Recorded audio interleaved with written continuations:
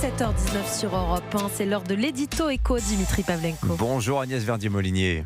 Bonjour Dimitri, bonjour à tous. Agnès, les patrons français ont envoyé vendredi une lettre au Premier ministre pour sonner l'alarme sur la situation économique des entreprises.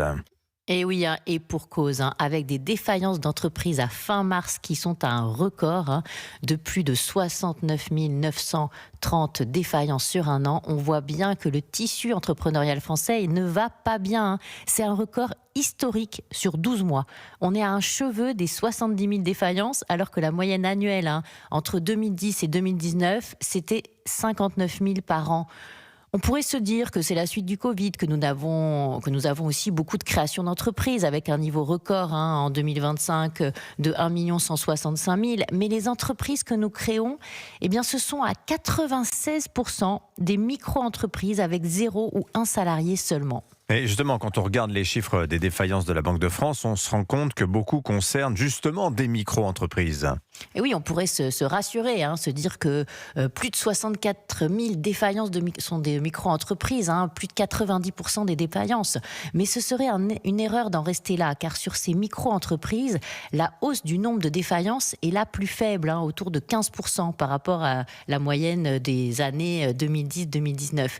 Quand on regarde dans le détail, les très petites entreprises ont des défaillances en hausse par rapport à cette période de 73%. Les petites entreprises de 70% et les moyennes entreprises de 58%. Alors quant aux ETI, les entreprises de taille intermédiaire et aux grandes entreprises, alors là, la hausse est de 106%.